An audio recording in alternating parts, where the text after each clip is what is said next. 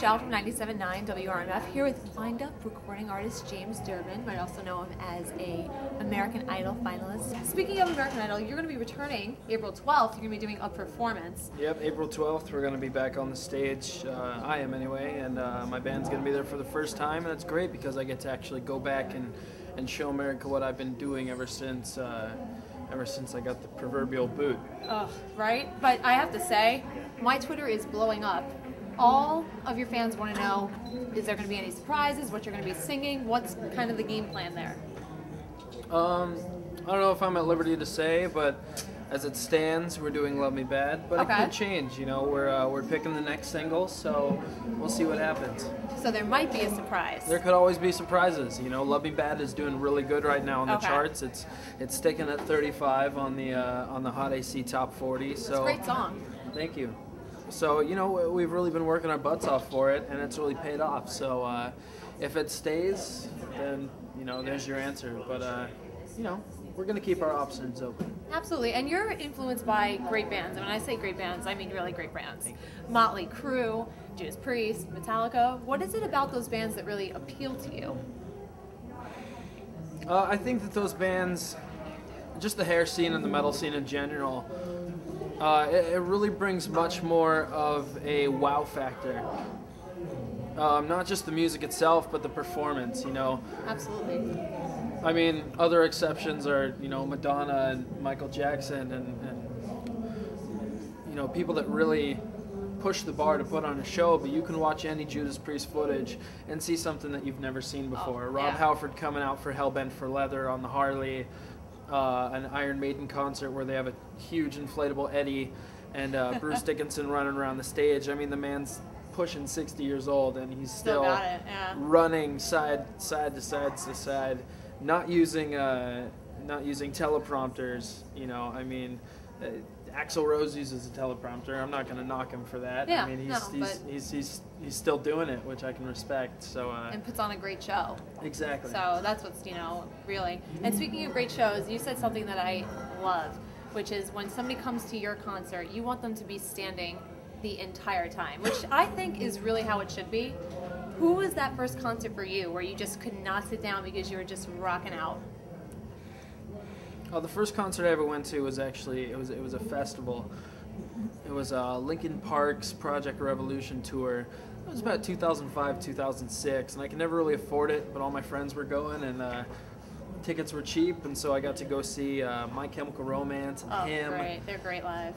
Him was my favorite band at the time, so was My Chem, and Linkin Park, and just it was just an amazing show. You just could not sit down. There was excitement, energy.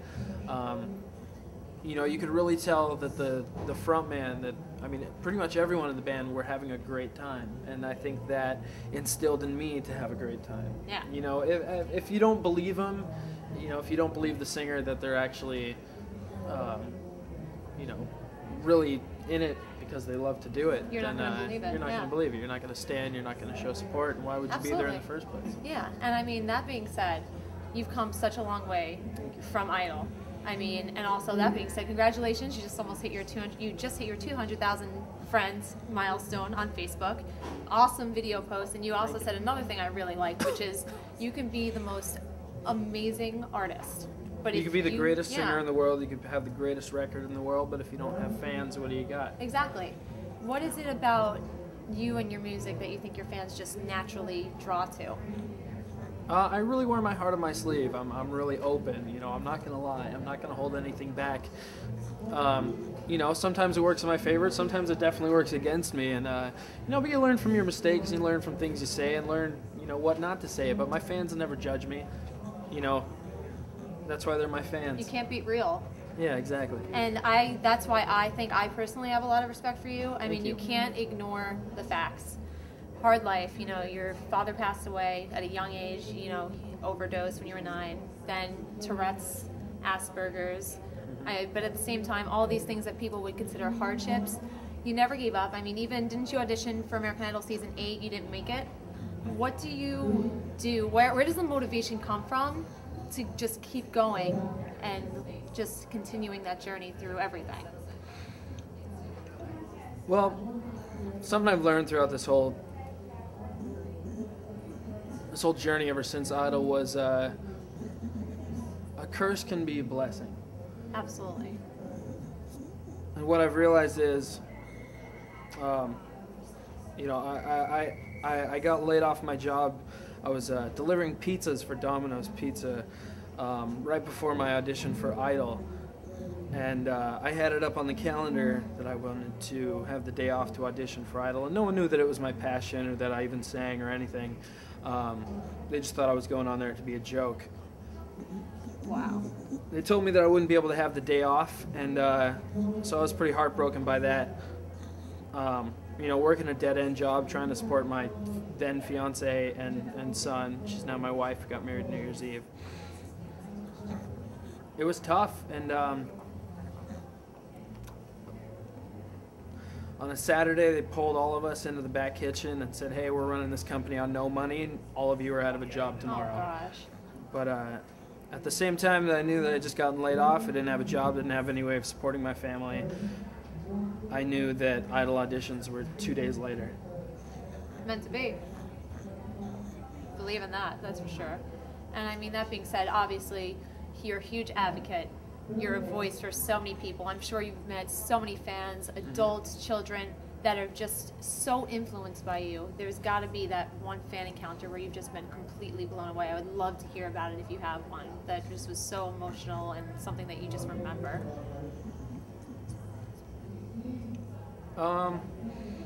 I got two. One of them, it was while I was on Idol. I forget what the exact week was, but it was songs from movies, and I decided to do heavy metal from the 1987 cult film Heavy Metal by Sammy Hagar. And I had Zach Wilde come in and play with me, but I had a lot of hardships that week, and a lot of people telling me no, telling me I was stupid for wanting to do that, and that I was just being an impersonator. So it was pretty emotional, but I stuck to my guns. And during that same week, I got a call from the Make-A-Wish Foundation. Mm-hmm. And I didn't know why they were calling me. I'm just a guy, trying to fend for his life on the biggest show on television. So there was this little boy named Cole. He was about 9 or 10 years old, and he just had a double kidney transplant. And his only wish out of anything in the entire world, I mean, he could have gone to China, he could have gone to WrestleMania, he could have gone around the world in 80 days. His only wish was to spend a day with me. Wow. And I got that day stretched into 3 days. That's phenomenal. And so he got to hang out and watch for the performance, and if you look back at that performance right after I finished singing, I dedicate that song to him. That's unreal. Go give him a high five, and it was great. It was really surreal. I'm just glad that I could brighten the kid's day, because I mean, not only had he gone through that, but he also has Tourette's and Asperger's. Wow. And you made those 3 days were probably his entire, just made, just from doing something so small, which is absolutely phenomenal. So, and I have to say, I'm a little freaked out. You're 23. I'm 23. You're married and have a son. Mm-hmm. I can't even think about anywhere near shape or form. All my friends are getting engaged. It's like freaking me out. So I need to ask you, in true seriousness, you had to know that your wife is like the one or something, because what's this, like, how did you know? Because I can't even fathom the idea, and I feel like you have to be sure with something like that. And you guys are so cute, constantly tweeting how much you love her and miss her. And I'm like, gosh, I want something like that. In the same age, I can't even, how did you know? I didn't at first, and I wasn't out there looking for anything. I was just doing my same old thing, going to karaoke, being a deadbeat, mooching off my mom, and out of the blue I met her. Our moms had been friends at church ages ago, and I was 4 and she was 13, and she found me, and we really found each other. Wow. That foggy night at the Fog Bank in the Capitola Village, singing karaoke and karaoke. That's funny. The karaoke brought you guys together. Karaoke? Yeah, I guess so. I like Karaoke that really a did bring lot. us together. A funny thing is that her mom, Heidi's mom, had invited myself and my mother out to go to karaoke when I was about 12 years old. And I'd never done it before, so technically you could say it's their fault that I even started doing and karaoke. your first musical experience was with your future soulmate. That's even cool too. Yeah, that's pretty cool. And just real quick about the album Memories of Beautiful Disaster. You recorded it in 2 to 3 weeks. That's a really short time to record an album. Did you like live in the studio and eat just a bunch of takeout? Pretty much lived in the studio. I think the easiest way to get through it was I just come off Idol. I didn't have Heidi or Hunter with me throughout the whole journey of Idol. Which must have been hard. Which was devastating. And then had to go on the Idol Live tour, which was another 2 months of not having them. And then go overseas to the Philippines for a week when all contact is cut off completely. Your family's Wi-Fi gone. isn't working. I'm trying to Skype with her and it keeps getting disconnected every 20 seconds. I would cry. But I sit there for 6 hours trying to Skype, just get those 20 seconds in every minute to see her face. And where do you find a guy like you? I can't find. Jeez, she's a lucky woman, very lucky. No, woman. I'm lucky. I'm lucky. Keep her right here. Keep her. I'm lucky. I'm lucky to have her. Yeah. And lastly, I just want to know, all your fans, I'm sure want to know, what's next for James Durbin? Tour? What's going on?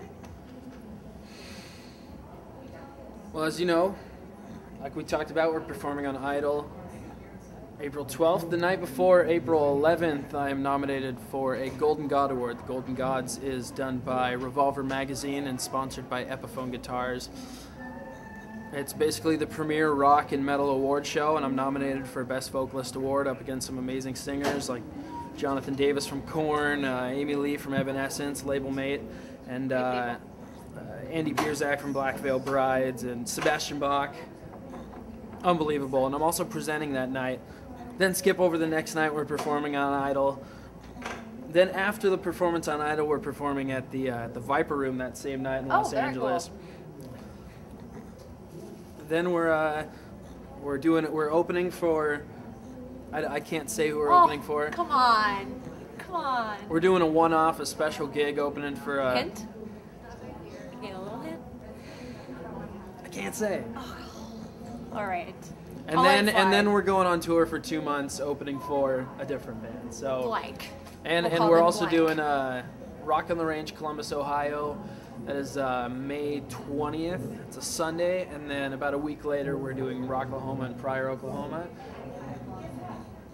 Looks like fans have a lot to look forward to. Thank you, everybody. I want to say special thanks to James Durbin for coming out to Just Us Girls Party for a Purpose, and make sure you catch him April 12th, American Idol weekly results show. He will be performing. And anything you need to know regarding me, where I am, where I've been, where I'm going, and why I'm going to be there, please, please, please, please, please go to www.durbinrock.com for all the latest and the greatest. Please sign up for my e-newsletter at durbinrock.com. Like me on facebook.com/durbinrock. Follow me on Twitter at durbinrock. Buy the t-shirt, and we'll see you on tour. See, I can't do that because I'm not as cool as he is, but he can do that.